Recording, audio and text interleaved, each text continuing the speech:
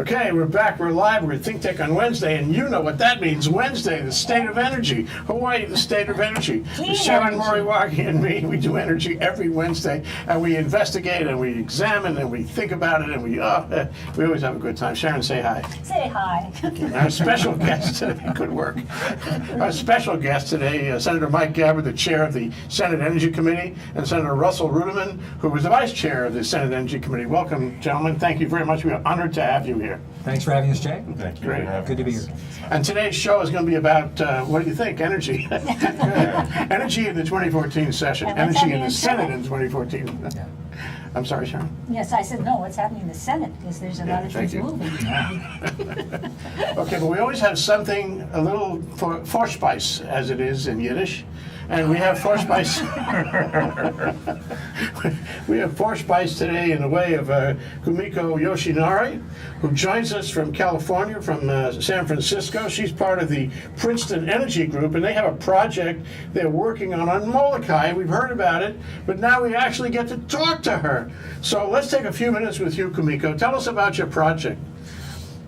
Yes, well, thank you very much for the introduction, and I'm very pleased to speak to you about Ikehu Molokai, which is a project that Princeton Energy Group is developing to convert Molokai to 100% renewable energy, and with the objective of bringing the rates down in Molokai.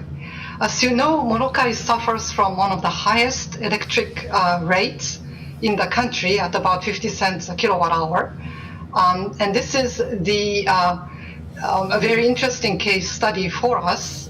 Princeton Energy Group has been developing a lot of innovative, first of its kind type renewable energy projects. Tell us about Princeton Energy Group. What is this Yes. track record on this kind of stuff? Yes, I mean, we have actually developed the first renewable energy project in Greece, in Turkey, and then most recently in Oaxaca region of Mexico. So we actually go out to seek difficult, challenging situations where we need to be particularly innovative and pretty much pave the path to a new situation. So we really like to work on new types of projects, challenging situations. So you consider this one challenging too, eh? Yes, I mean, Molokai is, as you know, challenging. Okay. Tell us what it is. What are you going to do there? Yes, so Molokai has right now an electric grid, which is very old, running on 100% diesel power, and the rates that the residents are paying are very high, at 50 cents a kilowatt hour. We're trying to address this problem by converting the island to 100% renewable energy. She said with 100%. Okay. Yes, 100% Hold is that thought, clearly 100%. Okay. yeah, it's clearly the objective, Yeah. and for that we need significant amount of energy storage to be put in place. How are you going to do that? And so this is the challenge for us. Energy storage technologies are at the cusp of commercialization at this point, and I'll be happy to talk about the different technology options that Which we're ones are looking you at. right now. considering for Molokai? Yes, for Molokai, initially, we started with what is proven, which is pumped storage hydro. This has been used, for decades now, and represent the largest form of energy storage used to date worldwide. Molokai does have reservoirs in the highlands, and we were initially planning to use those reservoirs coupled with lower reservoir, a reservoir to be created at sea level that we will construct and create a pumped storage hydro system. So what's the capacity of the PV you want to put in there, and what's the capacity of the pumped storage you want to put in there? Yeah, exactly. Yeah. So let me just, sorry, if I may, on the pumped storage side, though, it looks like we're not going to really do that. I mean, we have not made a final decision yet, but the pumped storage presents two problems. One is that the siting of the lower reservoir was going to be close to a residential area called Manila Camp, and of course there has been quite a bit of concerns from the residents there. The second and maybe more substantive issue in terms of technical feasibility and costing is really the size of the reservoir and the size of the infrastructure needed is is almost too large for a small grid, which Molokai is. I mean, Molokai is only 6 megawatts, at peak load. Yeah. So it is a very small grid, and it doesn't look like pumped hydro will be quite feasible from a So you can financial do batteries perspective. instead? Exactly. So we're looking at various types of advanced battery storage technologies. We are very aware of the lithium-ion and the lead-acid battery problems on Hawaii. I mean, they've caught fire. They've been a hazard, a safety hazard. They're also expensive. I mean, in particular, lithium-ion. We're looking and really increasingly focusing on some of the advanced flow batteries, the ones that basically use electrolyte, which flows, through an electrical system and creates this the flow. How much storage can you provide in using the batteries? How many Yes. days of storage? What Right. units of kilowatt hours and so forth? Right, exactly. That's the key challenge for us, because Molokai's daily use is about 90,000 kilowatt hours or 90 megawatt hours. In order to shift the load from the daytime solar PV generation into evening and nighttime use, we expect to need at least 50 or 60,000 kilowatt hours. Okay, that's what you're going to build. So question is, Yes. what is the status of your project right now? We only have a few minutes left on this, so Yes. I want to move to the Sure. end of it. What Yes, is the of status course. right now of your discussions or contracts, what have you? Yes, well, we have been in discussion with a number of entities, with the community, of course, in Molokai. My CEO is currently in Molokai discussing with the various members of the community, which is the most important. We have been in touch with the Hawaii legislature. We have requested a special revenue purpose bond to be issued on behalf of this project, and we have been actively supporting the tax credit for energy storage technologies. So those two have been critical. We have, of course, been in discussion with Miko in terms of a power purchase agreement that we would enter into. So you're working with on negotiating an Miko. agreement with Hawaiian Electric companies right now? Yes, I mean, obviously, this is a critical step. Of course. We need to bring in all the engineering, and the design aspect has to be complete. Okay, So we're working in parallel. Hold a minute, I want to Yeah. ask the senators if they have any questions or want to react in any way. No, Jay, we are very, very aware of the project over Oh, there, you are, okay. and we're hopeful that it'll move forward. One of the most important things, of course, is interacting with the community, and we're glad to hear that they're doing that. We also had already heard about the pump storage problems at Manila Camp, and I think we've already passed out the spur that they're requesting, which will help them with that low-cost financing, the low-interest financing that they're after. So we're very, very hopeful, and just keep us in the loop on what's going on. Oh, that's great. Okay, Komiko Yoshinari, thank you. We're gonna go to the rest of our show now. Thank you for Okay. joining us, and thank you for being so diligent in being here. We appreciate it, and we wish you well in your project. Aloha. Okay, thank you for the opportunity. Aloha, mahalo. Okay, I think it's time for a little break. Yeah. We'll take a little break. We'll come back and we get serious about what's going on in the legislature. Okay. This is Think Tech. We'll be right back after this short break. Aloha, I'm Nicole Horry for Think Tech. For nearly half a century, the Hawaii Foreign Trade Zone No. 9 has brought the benefits of the Foreign Trade Zone program to Hawaii businesses and entrepreneurs. DBET, the Department of Business, Economic Development and Tourism, operates Hawaii's Foreign Trade Zone program to encourage international business and economic development. The Foreign Trade Zone's mission is to increase the amount of international trading activity in Hawaii, thereby providing employment opportunities for the residents of our island state. For more information, see ftz9.org. I'm Nicole Horry. Mahalo. Okay, we're back. We're live. We're Think Tech, Hawaii, the state of clean energy, with Sharon, Moriaki, and me. We're talking about energy in the 2014 session, and especially in the state Senate, okay? With Senator Mike Gabbard, chair of the Energy Committee, and Senator Russell Ruderman, vice chair of the committee. We are delighted and honored to have you guys here. What fun, among other things. And they're here with all the busyness at the Capitol, so Yeah. we really appreciate Thank you so much for being here. It's really wonderful. appreciate you having You know, I mean, we're gonna, you know, the part where you signed in our little book, our little green book, we would put gold around it. Nice to get out of the square building into the real world.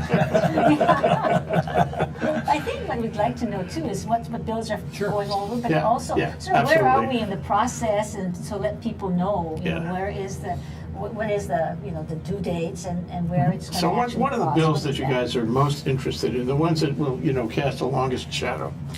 Well, That's a bad expression. Not for solar, yes, that's right. first of all, Jay, I want to say thank you very much to you and Sharon and the Hawaii Energy Policy Forum for all the work that you do. As going into my 6th year as the chair of the Energy Environment Committee in the Senate, as you well know, what I've always said is that this is a kako thing, that all of us are included, and it's so important to keep remembering that, because we're not going to be able to move forward unless all of us are a part of that, putting all of our heads together and thinking together. So thank you very Thank much. you. Secondly, as we know, maybe your viewers aren't aware of this, it was actually the legislature in 2009 that passed the Hawaii Clean Energy Initiative with 70% as the goal. 40% of that 70 would be for clean renewables, 30% would be for energy efficiency. And I'm told that we're actually already past our first benchmark. We're supposed to have 15% by 2015, and we're at 18 now. So that's really a good sign overall. But I'm also very aware of the fact that we need to be more aggressive, because things just, you know, as one of the frustrating things about in the legislature as a policymaker is that, and I know my vice chair will agree, that things sometimes, you know, you've got something good, and it just takes too long very long to have things happen the way you want to have them. But the second thing I wanted to say was I wanted to just mention part of that 18%, and I just want to just go through where we are here in Hawaii. That Hawaii's rooftop solar capacity increased 1,000% since 2007. Whoa. We're number 3 in the country in per capita PV installations. There are now 42,259 PV systems on both homes and businesses. And increasing every day. And increasing every day. And can. the solar industry now accounts for about 9,000 jobs and 26% of the construction expenditures in the state. That's right. As Sharon and I are Nissan Leaf owners, right. Electric we are vehicle. number 6 in the nation as far as Nissan Leaf sales. We're number 1 in the U.S. in charging stations per capita, and we're also number 1 in energy performance contracting. And as I said, when you guys invited me to speak at the forum meeting before the legislature started, that's the low-hanging fruit. And our challenge now is to get those luscious mangoes at the top of the tree. yeah. And so The harder part. Exactly. And so, you know, we may need to extend our pickers, we may need a step ladder, we may need some, and these tools, that some of these bills that we're discussing today will hopefully help us reach those luscious mangoes at the top of the tree. Well, maybe someone needs to climb the tree and tell us what it looks like for them. Exactly. And the first bill that, and I know that thanks to the forum, this is one of the key bills, is the barrel tax. We call it the barrel tax. And that's SB 2196. And I want to tell your viewers that, you know, to get involved in the process, to become a part of this kako thing that we have, to check out capital.hawaii.gov, because that's where you can actually punch in whatever bill, let's say you wanted to punch in to see how SB 2196 is doing. It'll tell you when the hearing dates are, it'll tell you what the status is. You can even testify online, send in your testimony. So I would encourage your viewers out there to do that. But with SB 20, the barrel tax, it's interesting because it was in 2008 that the conversation started here seriously about doing something about our energy problem and our addiction to foreign oil. And that's when the Federal Department of Energy got together with us locals, and we started saying, we got to do something. And so 2009 is when we actually passed the Clean Energy Initiative with those percentages, right? It was in 2010 that the legislature passed the barrel tax. Basically, we said, okay, the barrel tax right now, prior to 2010, was 5 cents for every barrel that we bring in. And so we're bringing in like 40 million gallons a year of petroleum. And so the idea was to use that money, so bump it up from 5 cents to $1.05.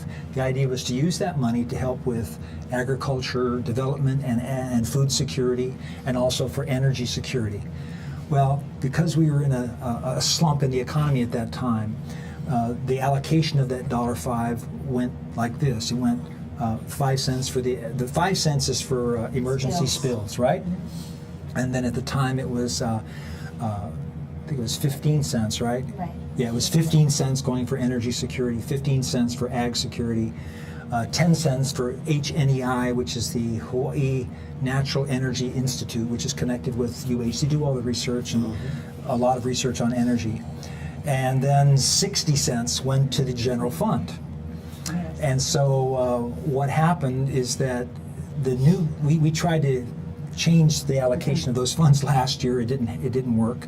So we're trying again. We submitted this bill this year again, trying to change the money. We've got a surplus now of what I'm told. The governor said it's $800+ million surplus. Trying to change that proportions so we can get more money into what that was intended to do. The barrel tax was intended to do. So This isn't general fund money. It's actually money from the sale of petroleum products. Right. So it really is sort of the purpose for which it's exactly. Thank you, Sharon. You said it quite well. And so actually it was in last year that HNEI, the 10 cents per gallon that they're getting, they lost that funding. And so why that's a great loss is because what they were doing was using that funding to leverage federal funding coming in from the and feds. doing all the kinds of research on Exactly. storage. Yeah, what they're and doing all is this. really important because to Yeah, the extent that we're yeah. stuck on things technologically, they can do the research to get us out of the pit Right. and move ahead. So Right. we need to fund them, yeah. Yes. So this bill does that, it puts them back in. Right. And then we started off at the original bill was 42.5 cents for energy and 42.5 cents for agriculture, knowing full well that most likely the money committees, which is where it would go, would bump that down. We, the Senate draft, the SD1 that we put in, actually bumped it down to 25 cents. We reinstated the 10 cents for HNEI, and then we gave 25 cents for agriculture, 25 cents for energy, and then we bumped up the emergency fund for DOH for the spills from 5 cents to 15 because they asked, because the 5 cents is not covering what, I mean, who'd have thought molasses, right? Right. So, Right. so anyway, I'm happy to report, and also the other thing was this barrel tax was due to expire in June of 2015. Sunset, kind of. Yes, Sunset. sunset, right. Same So thing. part of this bill was to extend that to 2030, and I'm happy to report that the Money Committee in the Senate, the Ways and Means Committee, which my vice chair is a part of. Yeah. There's a very strategy important. there. Absolutely, absolutely. Just this very morning, it passed out.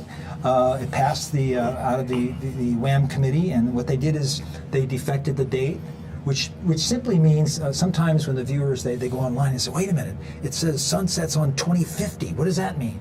It's just a mechanism that we use to further the conversation, and so Does once mean it'll go into conference? that's exactly right. So near the end, as we move towards the end of the session is on May 1st, or May 2nd, when we move nearer the end, that's when the House and the Senate chambers will get together and figure out what those amounts actually are. What they did this morning, they defected the date, and they also took out the amounts that we had in there, 25 cents. So a lot of times people don't understand when they say, well, wait a minute, it doesn't, does that mean that? But I think just for the viewers that, get that Senate Bill 2196, because the more you keep on saying, we want it to be 2030, Right. and we Right. want it to be these allocations, then, the legislators will hear, the decision makers will hear. So it still is Right. going along. So Right. it's fair to say it's in good shape. I mean, Yes. It's got Good this shape. far, it's going to Under the be... Senate. Absolutely.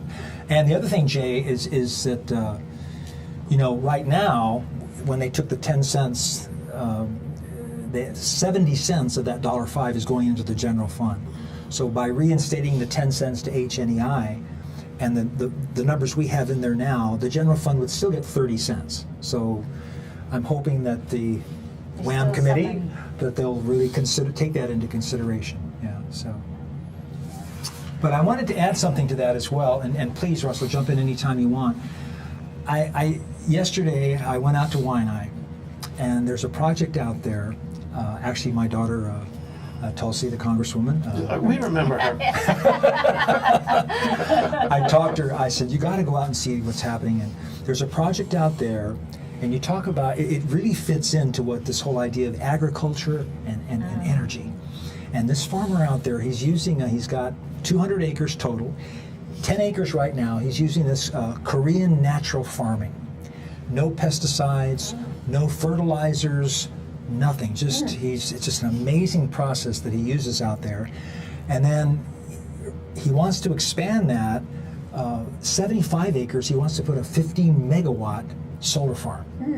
And so it's one of the projects that's already, it would be the biggest in the state. And he wants to use the revenue from the solar farm to actually expand so he can use the rest of those 200 acres, another 135 acres or whatever, for this natural farming method. But it was absolutely amazing to see how healthy these plants are. And it's kind of like a revolutionary. It's being tried in small numbers throughout Hawaii. But actually, he told me, like, in the whole Western world, I mean, on this part of the continent, I mean, North America and South America, actually, is what he said, was that to do something of this size would be just, it would revolutionize farming, because it really gets out of the whole idea of, even it's better than organic. Yeah. Because it's feeding the soil, nourishing that soil, and getting and just Integrating to see the technologies. exactly, Yeah, and no pesticides. yeah. No pesticides. To see those Whoa. plants, Jay, how healthy those taro plants, how healthy, was unbelievable without anything. So it's Well, you know what it sounds like? We're in the middle of something. It's beyond energy. You had something. Well, no, it's just this Korean natural farming is very exciting, and it's spreading really like wildfire. And besides it being organic and very clean, one of the exciting things for Hawaii is it doesn't require a lot of inputs or produce a lot of waste. So that cuts down on the cost of any farm, but also in terms of being truly sustainable and being able to produce our own food, that's a key ingredient. I just wanted to add one thing.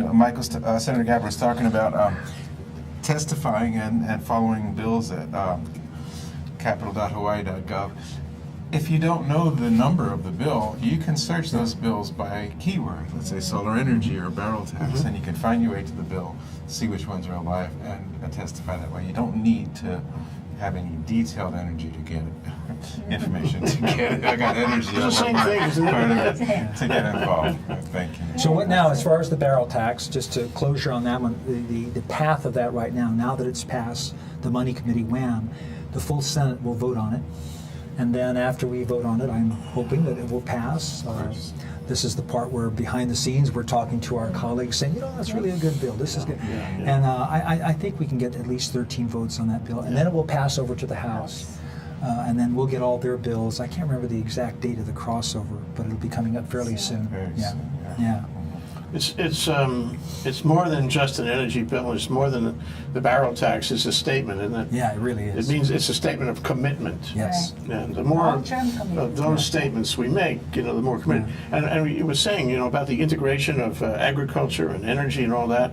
I think we've been talking about sustainability for a long time, but you get a lot of rhetoric for a long time. And now it seems like it's actually getting traction. People are actually starting businesses, doing things.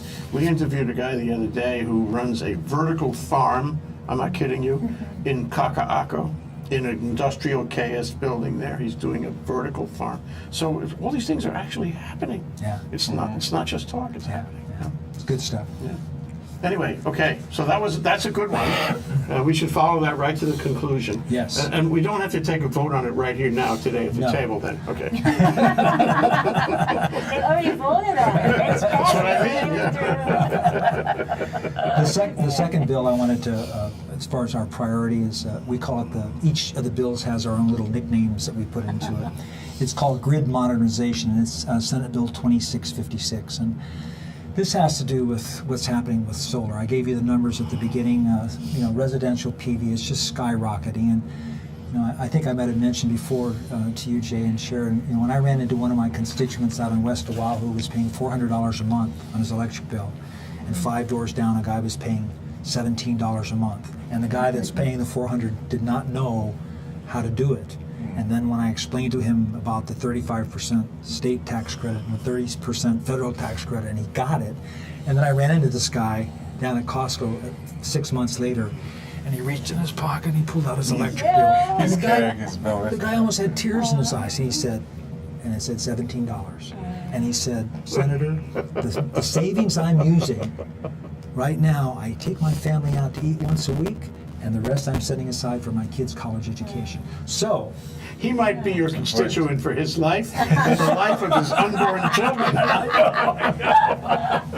I mean, just that's the impact that this. So in September, actually September 6th, when Hawaiian Electric came out with their directive saying from now on, if you want to hook up your PV system, you have to email or let us know, otherwise you cannot do it.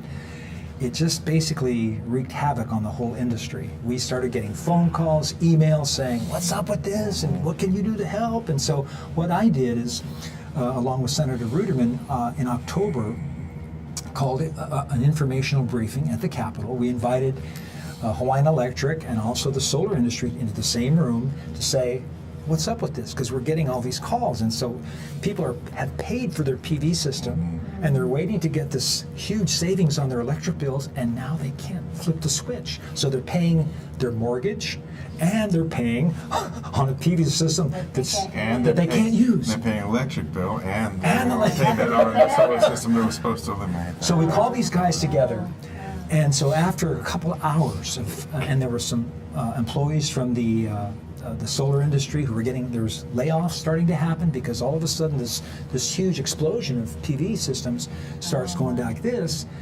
And so they're in there, and it got kind of testy every once in a while because the fingers were pointing. And at the very end, I said, okay, look, you guys, I want you to report back to me in 1 month because it's obvious you guys have not sat down and talked story.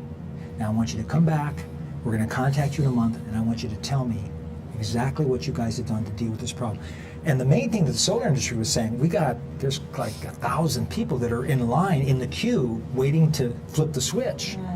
We're not talking about future guys. If you could just do something to help these guys. And so a month later, I call these guys together, and I said, okay, what's up? And then it was like, you know what? Senator, thanks a lot for getting us together because we didn't realize that the intricacies of the grid and Hawaiian Electric would say, yeah, and then so these guys were actually talking together and they came up with. That's the problem, I isn't know. it? I was just like, yeah.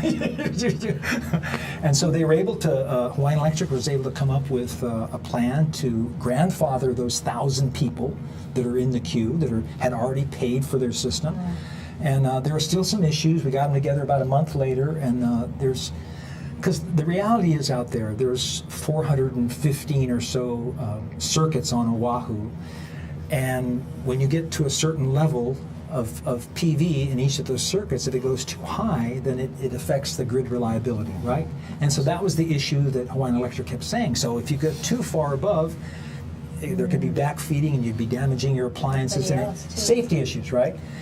And so that's one of the things that this bill helps do, grid modernization. It's How does it help it? well, it requires the PUC to start a docket, a proceeding by July 1st, 2014 to deal with the technical issues, the policy issues, the economic issues with all this explosion of PV. Actually have a plan. To have a policy, how plan. to deal with all Yeah, of that. right, exactly. And so it allocates some money for the PUC to do the study and also for the consumer advocate. And then it tells them that they have to report back to the, this is what we call down at the legislature a work in progress. So again, there has not been it goes to the money to WAM, Ways and Means next, that's the next committee, but they've not scheduled it yet for hearing. So this is one of the key pieces. Well, sorry. No, by the way, Senator Gabbard shows a lot of leadership in this way and bringing people together to work out the issues instead of everybody remaining adversarial. Just call them together to find a solution, and that really helps us. I've seen this happen on several issues now, and that really helps us move forward. Right, I agree. And on this one, there's obviously not some agreement because one of the things that the PUC is saying, wait a minute, this bill says you're guaranteeing the right to interconnect. What happens if everybody got solar, got PV? The grid would not be able to handle it. So they've got some legitimate concerns. And so, as Russell said, I've got the consumer advocate, the PUC, Hawaiian Electric, the KIUC. We never want to forget our Although we do Co-op. sometimes. And we got the Sierra Club, and we got Hawaii Solar Energy Interesting. HSCA, and also the PV Coalition. You get them together in a room, and then they start, hey, you guys talk, Yeah. you know, and come up with something. And so they've come up with, actually we used the Senate Draft 1, the amendment from the PUC, and it kind of lightens it a little. It kind of takes out the guarantee, but it's one of those things where we got another meeting scheduled for these guys to get together and see if we can come to some kind of common agreement on this thing. I think it's a great solution to Yeah. a difficult problem. Yeah, yeah. This is a very difficult problem. This is where we are. We're stuck right at that point. And this is in some ways the big problem Yeah. facing us right now as a state, because solar energy has taken off so dramatically and with good reason. And we can't allow any particular corporate resistance to it to really keep us from moving forward. There's more solar to be done, and it's good not just for our ratepayers, it's good for the environment, it's good for everybody here in Hawaii. Yeah. And we have to keep pushing to find more solutions. We cannot say, oh, well, we did a lot and that's it, we have to stop now. I mean, to me, it's very important that we not allow that attitude. that's right. There's much more to be done, and we have to find that way. And one of the criticisms with Hawaiian Electric has been they did change their name, so I'm still getting used to they're not called HECO anymore. A lot of people don't know that. Actually, one refinement on that is they call it, they're not called Hawaiian Electric, they're called the Hawaiian Electric Companies, plural. Ah, okay. It's another change. Oh, in the Big Island, we have Helco. So. Yeah, and Russell's absolutely right, because and actually there was an article in the paper today where they actually admitted that they could be more aggressive in dealing with what's actually going on here. And when you think That was about Dick it, Rosenblum's piece. yes, that Yeah, was. yeah. When you think about it, the fact that 2008 is when we started this conversation, it's 6 years later. So it's like, you know, I mean, who could anticipate how much So much growth. so much is happening on the PV, you know. But we just hopefully that they'll see the writing on the wall and just keep plugging away to find answers to these. And this guy here, I mean, look at the Big Island, 46.7%. That's ahead of everybody else. On Oahu, we're at clean renewable energy. I'll we're take at credit for that. On Oahu, we're at 13.7. Maui's 20.8%, and Kauai is 19%. And so, I mean, that's. Of course, you have an active volcano on the Big Island. And you know, just looking at the big picture again for a minute, not only do we here in Hawaii as ratepayers and as a state society need to find the solution, but in some ways we're leading the world in this regard, Yes. at least certainly our nation.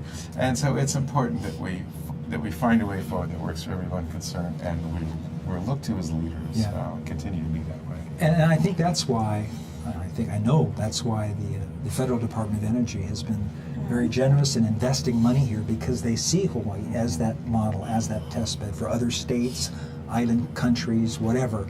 And I've talked to a lot of folks that come here and they just say, oh my, you gotta be kidding me, this is incredible. Well, but I think the legislature started that whole pathway with the Clean Energy Initiative and the RPS, the standards, because once you put that goal there, you know, it's there. Everybody now kind of starts, the marketing But in and large everything part, else Sharon, comes together. this is right? driven by industry. But what happened is guys found out, some of them were solar water installers. They found out that there was a buck to be made in PV. And you can watch the charts. Of course, now there's a little bit of a wrinkle in the charts, but you can watch the charts and amazing things have happened. But, to me, ultimately, and that's why it's so good to put them together, knock heads together, because in the end, it's a technical problem. Yep. It's technology. It is. Somebody, hopefully in this state, is going to figure out about storage and come up with a little capacitor about that big that's going to solve the whole problem. But it has to be the policy drives, because if they didn't say, this is our goal, you wouldn't have people coming into the market, and trying to do That's all true. of the kinds of The things. door had to be open in the first place. So it really was So our right goal. now is the most exciting time. You guys are in the right place. It is. Right now. Exciting This is stuff. historical this It year. is, it it really is. Yeah, the barrel tax moving along, it's yeah. great. All right, another bill is Senate Bill 2934. We call it the Community-Based Renewable Energy Bill.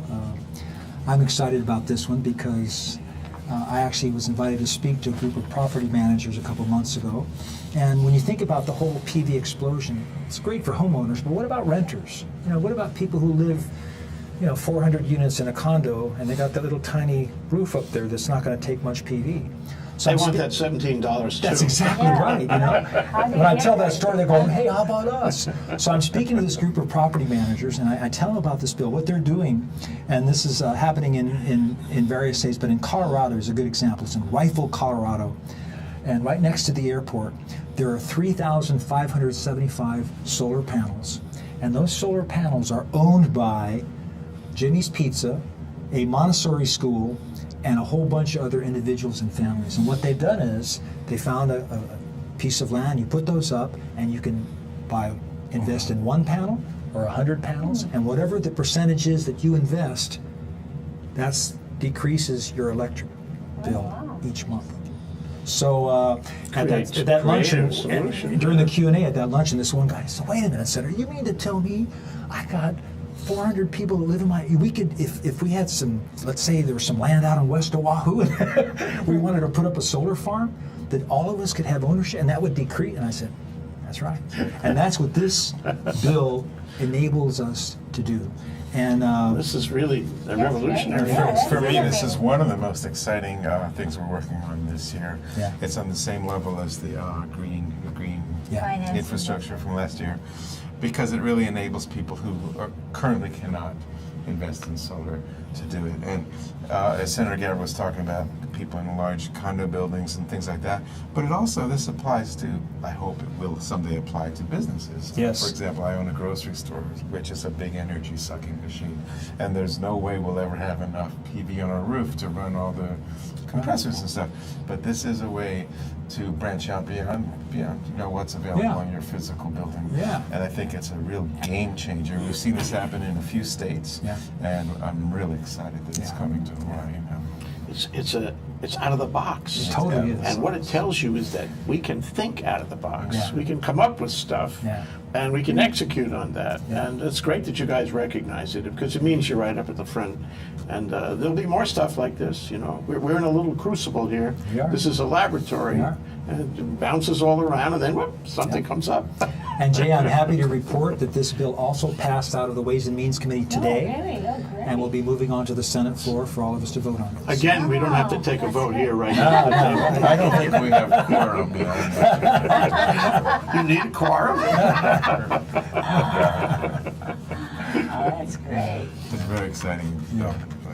And then we have to, another bill, when we move into the realm of energy storage, we were talking about that earlier, and I think that these are, the bill is 2932 and 2933. In Senate Bill 2932, what we tried to do was to introduce the concept of an energy portfolio standard. Similar to our 70% for renewable energy, we'll do that for energy storage. In fact, California is the leader in the country that's doing that. Unfortunately, as things happen this way sometimes, the referral of this particular bill was to our Energy Committee and to Consumer Protection Committee together. And the Consumer Protection Chair did not agree with the concept, and so basically the bill is dead for this session. What did the bill provide? It basically sets up, we would determine, the PUC would help us determine a number to shoot at for energy storage. As a goal. As a goal, right.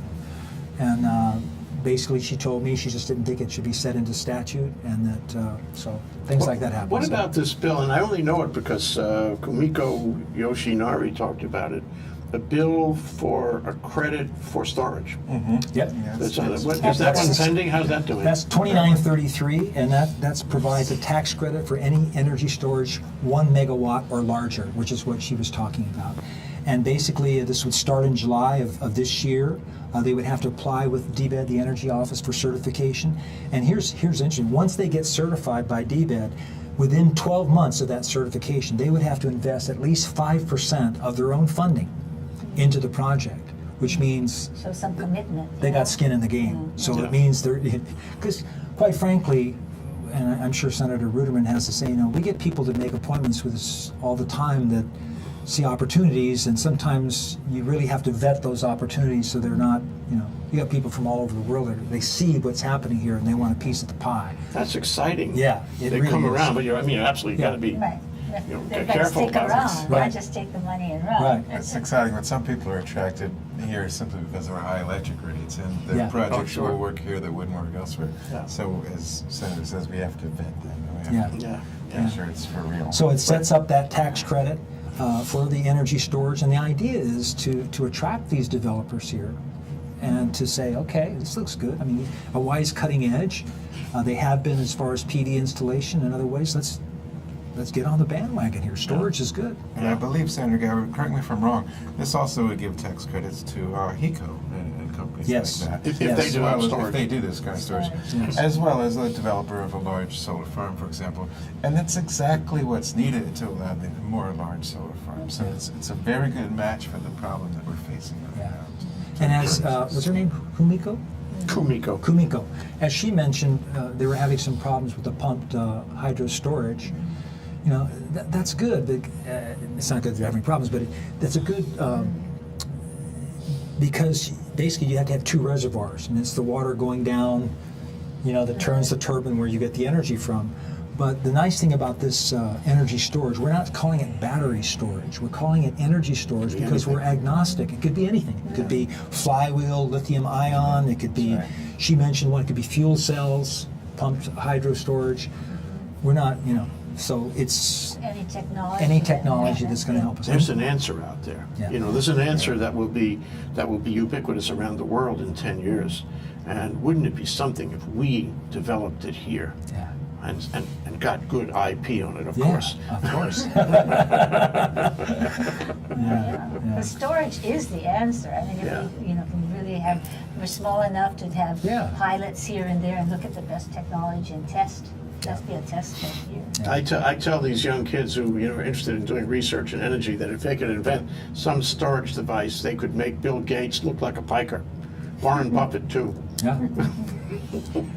Well, that's, you know, when you guys had the Hawaii Energy Policy Forum with, and we actually honor these guys on the Senate floor with the Energy Accelerator, because this is the incubator. This is, you know, and as I mentioned at the beginning, those mangoes are at the top of the tree. I just have a feeling, like you mentioned, Jay, somebody's going to come up with something that's just totally out of the box and say, hey, why didn't we think of that Why did earlier, not right? think of that? Whether it's storage or whatever it might be. That's so, yeah. And You know- while this bill is aimed at utility scale energy storage, I think an exciting thing that's going to be on the horizon is household scale energy storage, because you have these home PV systems, and the grid can't handle that power when the home doesn't need it. But that would allow people to keep that energy in their house, never affect the grid, use it themselves at night, you know, bypass all the problems that we're looking at with system. In fact, we've heard of some of those technologies where With you the have it Empower end up with in the Joe house. Saturnia. Yeah. But the problem with that, I mean, I'm not saying it's a problem, I'm just saying it costs $15,000 to start.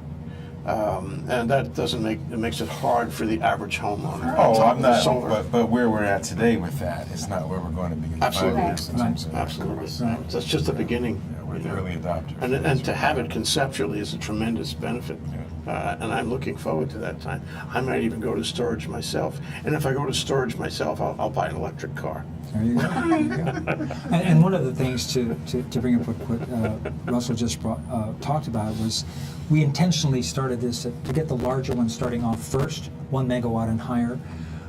The discussion, we were a little concerned about getting guys got lead batteries and they're putting them in the backyard, and all of a sudden there's these fires and everything. You know? So we'll start here and then we can branch out after we get the But this seems like ancient history now, but I lived off-grid for 15 years. Did you? Yes, and so Cool. batteries. People on the Big Island do Yeah, that. they do that. That's right. One of the reasons we have made so much progress is because we had vast areas where the utility didn't serve. So you have cheap land with every advantage except electricity, and Yeah. so there's a lot of standalone systems in my district, of which I was one for a I'll while. So go a you're still step off the further. grid now, or No, now? I'm are they- currently what I call suburbia. You guys would call it rural. I consider it the suburbs. I pay an electric bill and I turn on the dryer anytime I want. You know, but I feel like I've paid my dues along the way, and will again in the near future. Wouldn't it be something if these new ideas came from the Big Island, you know, like the magic capacitor, for example, you Yeah, know? yeah, absolutely. Okay, another one is moving into renewable Okay, we fuels. only have about 2 minutes left. Okay, Yeah. I'll just Sorry. The big one. SB 2198 Okay. for renewable fuels, moving into for transportation or for electrical generation. That sets up a task force to look at renewable fuels, to examine which kinds of we've had an ethanol mandate 10% for forever, and there's actually a tax credit for a facility which will never happen. So this sets up the task force to look at all the generating renewable fuels here, and that's the task force. And there's also a tax credit that we've set up. It's a production tax credit, which means you don't produce it, you don't get the tax credit. But would look at methanol, ethanol, other alcohols, hydrogen, biodiesel, other biofuels, renewable jet fuel, or renewable gasoline. And that would have to be produced within 1,000 miles of Hawaii. And the interesting about that is there's a... Local Yeah, production. so it's local, right. And we're seeing this as kind of like a test case for Hawaii, because we'd like to get an exemption from the interstate commerce laws. There are these laws saying that you cannot say we're not going to buy from other states. But if we could do that, this would be a test case, and this would encourage local stuff happening here. And so that's the whole idea behind that one. And then there's lots of more details as far as the cap. How's that likely to It's actually February 25th. It was this morning, and they deferred decision making on this one. So that means they want to take a little bit more time to look at it. And yeah. And it's not scheduled, it was in Ways Yes. and So it's in Ways So and Means this morning. looking back on it, I mean, can you guys just give us your feeling about where this year fits in the kind of the continuum, the historical continuum of our initiative? Where are we now? What's the light at the end of the tunnel? I'm going to defer to my more You can experienced add- colleague. You can add Especially to the your big heart. one. To me, it's all new. So Mike can give me the perspective. When it's time for that, I'll give it. But legislatively, Senator Gabbard is the one to give me that perspective. Well, I don't want to be, a lot of times we get criticized for being Oahu-centric, so I want you to have a word in here too, Senator Ruderman. I'm jazzed. I'm stoked. I think that, again, as I mentioned earlier, it's a little frustrating when things don't move faster, but the numbers don't lie. We are getting the fact that we are ahead, that we're at 18%, past the 2015 numbers of 15% is a good sign. It means, again, to some degree, Kako, we are working the policymakers are working with the nonprofits, are working with the utilities, that everybody's at the table. You got a chance to make your case, and then encourage people, your viewers out there, to get involved in the process by testifying either in person or by email or by phone or whatever. And then it's neat. It's neat to see it happening and to be a part of something as exciting as this is what's happening now. And you guys are in the middle of it. That's and right. we envy you enormously for your daily lives. You didn't hear the party said when it's frustrating when things You're building a new state. You are. Yeah. And it's tremendous to see. It's an exciting time. Yeah. It's nice to have so much. It's made. Sorry, go ahead. I'd like to hear your wraparound thoughts, though, Senator. Oh, well, it's an exciting time for this subject. I mean, it's an idea whose time has come, and everyone agrees to it. The combination of our high electric rates and global warming, and energy security, all those things come together, and everyone's realized it now. And it's exciting to see us making progress on it. There was a time when they didn't think there was a problem, so it really is the time has It's come a long way. Yeah. We think there's a problem now. Huh? Yeah, too much of a problem now. We got the call, in 1978, all the red flags went up, right? And then we fell asleep, right? That's right. I'll tell you right now, I don't think we're going to, I think we're too far down the line on Yeah, this. that's And, right. and really, that's the exciting part of We've this. crossed the Rubicon. We have. Well, thank you, gentlemen. I hope you come back and talk to us again, because we want to take your temperature and take the temperature of the initiative every so often. Maybe at the end, we'll let you know how everything came That out would in be the very legislative good. session. Yeah, What's, that'd be you know, great. Do a the wrap future. up. Yeah, Yeah. that'd be great. We would Thank like you for that. having us. Yeah. Thank you. Thank you. Thank you, Mike. Thank you. you. So Sharon, why don't you wrap up and say goodbye to our audience and give your impressions about what they should do and to think after the show. I think what the senators have told us is that there's a lot going on at the legislature, exciting things that we've always wanted to see happen. So please, as they say, go to the website, go to the state capital.hawaii.gov, and look for these bills, because they need to hear from you, the public, to make sure that we stay on course, stay the course. Hawaii, the state of clean energy. When we made that title, it was a little reachy. It's not reachy anymore. This is the state of clean energy for sure. Thank you so much for watching Think Tech. We'll be back tomorrow with much more. Aloha. Aloha. Aloha. Aloha.